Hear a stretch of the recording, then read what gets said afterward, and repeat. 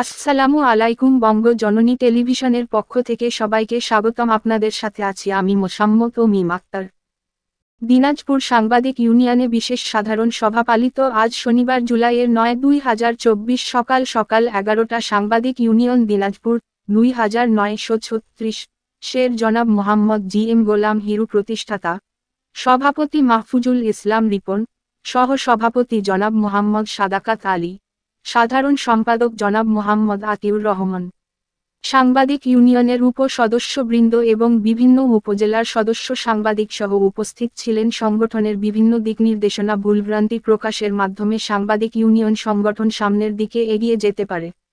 সংগঠনের বিভিন্ন সাহসী কলম সৈনিকদের কলম চলা বন্ধ ছিল। বর্তমান সময়ে অগ্রাধিকার পেয়েছে সাংবাদিকেরা।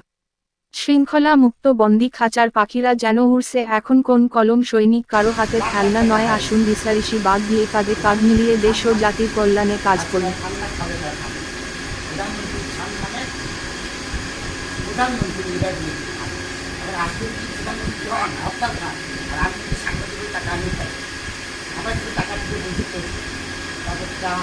বিভিন্ন জায়গা থেকে আমাদের অনুদান দেওয়া জেলা পরিষদ, আমরা সেগুলো পেতাম।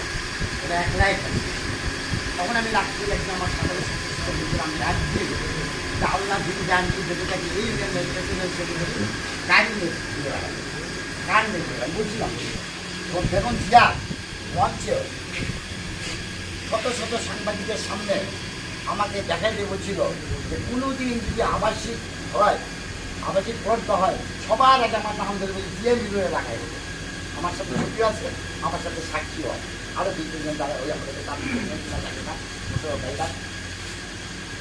আমরা তো ওই আমি আপনাদের কথা বাদ দেয়, আমি মামলা, আমার বাড়িতে 2বার মামলা, 2-3টা মামলা, এত কিছু পরে কিন্তু লাল সাইনবোর্ডটা ধরে।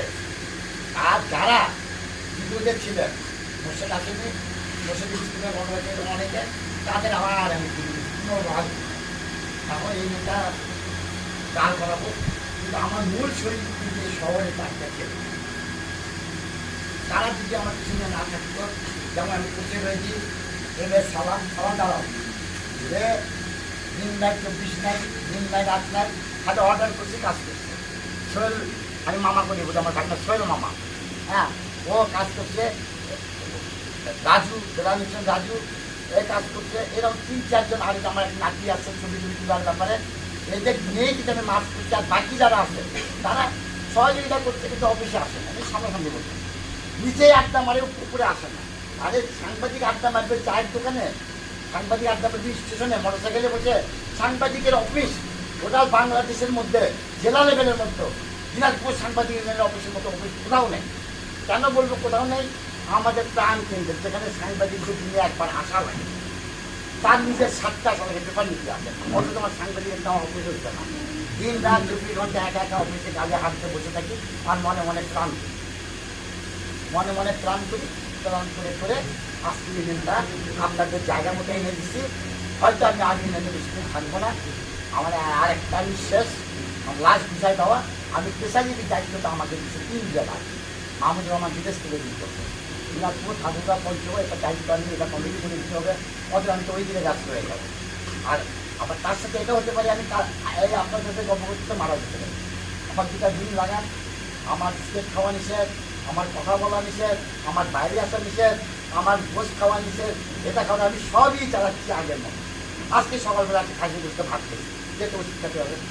কারণ আমি তো ভাই সবজিতে ভাত খেতে পারি, বাসায় খাটে 2 দিনের সবজিটা শুকনা রুটি, আমি একসাথে। এটা আমি বললাম আমার দিকে টাকায় আমি যে এতগুলা বছর, আমার সবচেয়ে 1 নম্বর শরীর ছিল আমার ডানা দেখে মাউন্ট রিপোর্ট।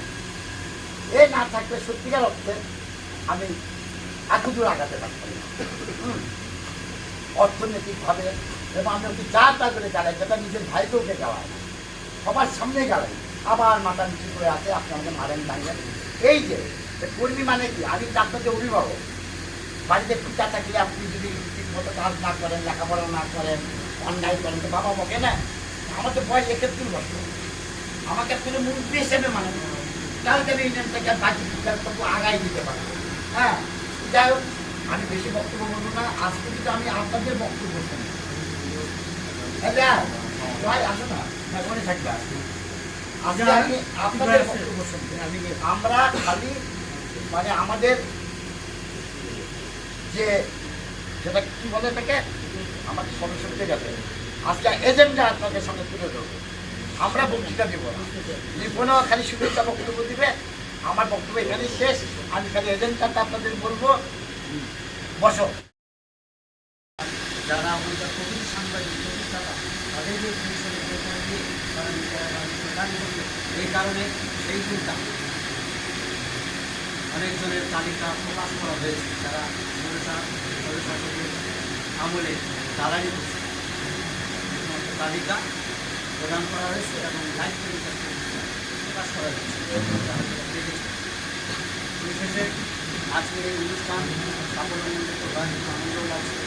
আরও কিছু লোক আছে যারা আমরা এখানে আছি বলছিলাম না যে আমরা নিয়মিতভাবে আসলে অফিস তো আমাদের একটা পরিবার, আমারও তো কাজ আছে, আমার সংসার আছে, আমি যেন সারাদিন আছি সঙ্গের একটা মায়া তাই না। এটাকেই যদি আমরা ঠিক রাখি ইনশাল্লাহ আগামীতে আমাদের কথা না কারো সাংবাদিক রুজি রুজি সংগঠনের অধিকার আদায় রাখছে। এখান থেকে বসেই আমরা সারা দেশ চিৎকার দিয়ে জানান দিতে পারি সাংবাদিকদের কথা, জনমানুষের কথা, গণমানুষের কথা, বর্তমান পরিস্থিতির কথা।